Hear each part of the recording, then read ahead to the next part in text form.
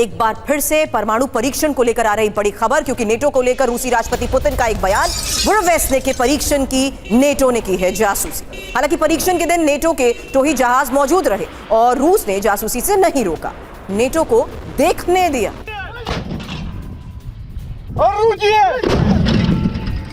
बुरवेस्ने का परीक्षण, नेटो ने जासूसी की। खबर क्या है, पुतिन ने क्या कहा? 21 अक्टूबर को टेस्टिंग की, नेटो ने परीक्षण की जासूसी की और नेटो के टोही जहाज सक्रिय रहे।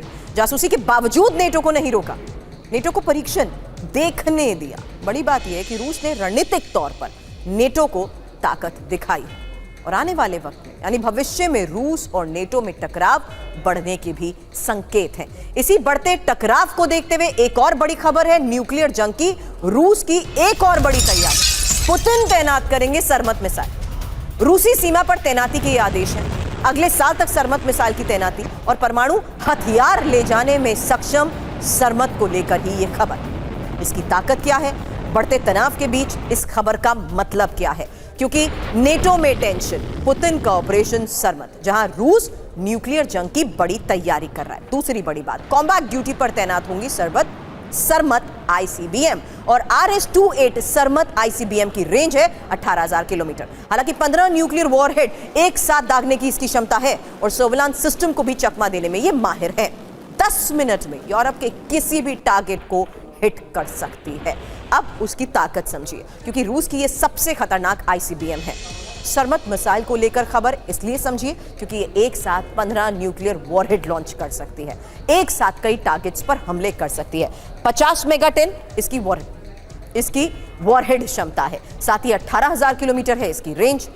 बड़ी बात यह है कि अमेरिका, यूरोप, एशिया के सभी देशों तक इसकी पहुंच है।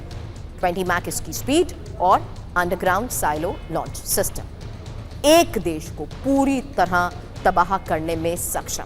अब ये परमाणु परीक्षण, मनीष, बढ़ते तनाव के बीच एक्सपर्ट्स मानते हैं कि महज एक प्रोजेक्शन है, लेकिन मेरा सवाल आपसे ये है, आज के इस हालात में यही प्रोजेक्शन क्या फर्क ला सकता है युद्ध के इस हालात के बीच में? देखिए, इसमें कोई दो राय नहीं कि सरमत मिसाइल और अमेरिका के पास जो मिनटमैन 3 है, ये दोनों दुनिया के किसी भी कोने में पहुंच सकते हैं और वहां विध्वंस ला सकते हैं। लेकिन हाँ, अगर इसके इस्तेमाल की नौबत आती है तो ये पूरी दुनिया के लिए सबसे बुरी खबर है, क्योंकि अगर ऐसी नौबत आती है तो मान के चलिए कि उसके बाद शायद ही दुनिया बचे, क्योंकि इसका मतलब यही है कि रूस और अमेरिका अपने अपने ब्रह्मास्त्रों का इस्तेमाल करके इस दुनिया को मिटा देना चाहते हैं।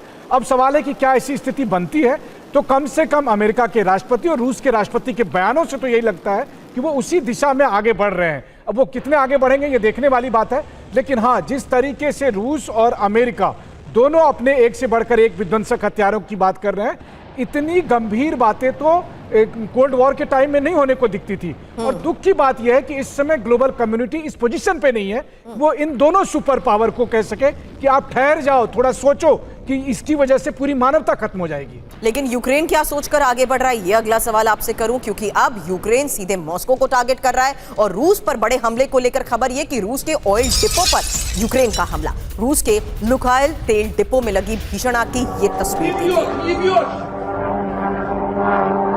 जहां पिछले कई हफ्तों से लगातार यूक्रेन हाई वैल्यू टारगेट्स को हिट करते हुए बड़े हमलों को अंजाम दे रहा है।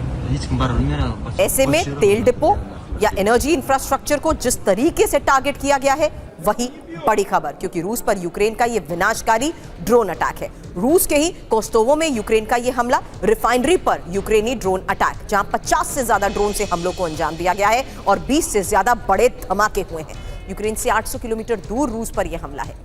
रूस की बड़ी रिफाइनरी में से एक लुकायल डिपो को टारगेट किया गया। अब यूक्रेन पर रूस के विध्वंसक ड्रोन हमले कैसे तेज हो रहे हैं उसकी तस्वीर। शाहिद ड्रोन से हमलों की संख्या 4 गुना हो चुकी है। एक साल में 44,000 से ज्यादा ड्रोन स्ट्राइक हुई हैं।